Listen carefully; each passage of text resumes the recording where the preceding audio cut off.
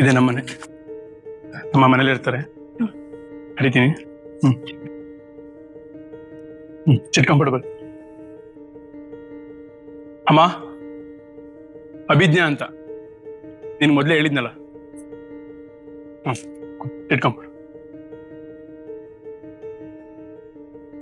ನಿನ್ಗೆ ಪರಿಚಯ ಮಾಡಿಸ್ಬೇಕಂತಾನೆ ಇವತ್ತೇಳನೇ ಇಲ್ಲಿ ಕರೆದಿದ್ದು. Yes, we are in an open relationship. ಯಾವುದೇ ಪ್ರೇಮ ಅಥವಾ ದಾಂಪತ್ಯದಲ್ಲಿ ಡೀಲ್ ಬ್ರೇಕರ್ ಯಾವ್ದು ಹೇಳಿ? ದೈಹಿಕವಾಗಿ ಲಾಯಲ್ ಆಗಿಲ್ಲ ಅನ್ನೋದು. ಆದ್ರೆ ಮಾನಸಿಕವಾಗಿ ಮೂರನೇ ವ್ಯಕ್ತಿ ಹತ್ತಿರ ಆಗೋದಷ್ಟು ದೊಡ್ಡ ತಪ್ಪಲ್ಲ. ಇದೆಂತ ಹಿಪೋಕ್ರಸಿ ಅನ್ಸಲ್ವಾ? ಮನಸ್ಸಿನಲ್ಲಿ ಇಂದ್ರನ ನೆನೆಸಿದ್ದಕ್ಕೆ ರೇಣುಕಾದೇವಿ ತಲೆ ಕತ್ತರಿಸಲಾಗುತ್ತೆ. ಆದ್ರೆ ಮಾನಸಿಕವಾಗಿ ದೈಹಿಕವಾಗಿ ಮಲ್ಟಿಪಲ್ ಸಂಬಂಧ ಇಟ್ಕೊಂಡಂತಹ ಕೃಷ್ಣನನ್ನ ಪೂಜೆ ಮಾಡಲಾಗುತ್ತೆ.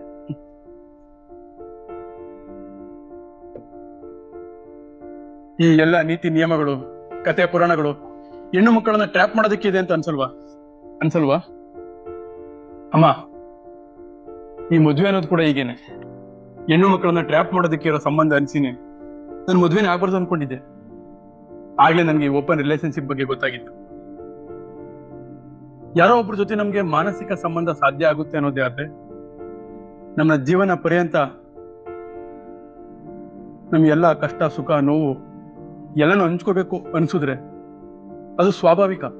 ಆದ್ರೆ ಆ ಸಂಬಂಧನ ಬೇಲಿ ಹಾಕಿ ಕಟ್ಟಾಕೋದೇ ಇರಲಿ ಅಥವಾ ಅದನ್ನ ಆಸ್ತಿ ಅನ್ಕೊಳ್ಳೋದಿರ್ಲಿ, ಇದು ಅಸ್ವಾಭಾವಿಕ.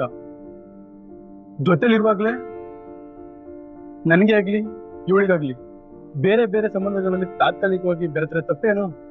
I think monogamy is overrated. ನನಗೆ ಅಭಿಜ್ಞಾನಿ ಅಂತ ಸಂಗಾತಿ ಸಿಕ್ಕಿದ್ದಾಳೆ. ಅವಳಿಗೂ ನಾನು ಅಂದ್ರೆ ಹಾಗೇನೆ. ಬಿಡಿ, ನಿಮ್ಗೆಲ್ಲ ಇವಾಗ ಇದು ಅರ್ಥ ಆಗಲ್ಲ. ಅರ್ಥ ಮಾಡ್ಕೊಳ್ಳೋ ಹಂತದಲ್ಲಿ ನೀವಿಲ್ಲ. ಸಾಧ್ಯವಾದ್ರೆ ನಮ್ಗೆ ವಿಶ್ ಮಾಡಿ. ಅಮ್ಮ, ಆಫೀಸ್ ಕೆಲ್ಸದ ಮೇಲೆ ವಿಜಯಪುರ ಕೊಟ್ಟಿದ್ದೀನಿ. ಬರೋದು 2-3 ದಿನ ಆಗ್ಬೋದು. ಅಭಿಜ್ಞಾ ಕೂಡ ನನ್ನ ಜೊತೆಲೆ ಬರ್ತಿದ್ದಾಳೆ.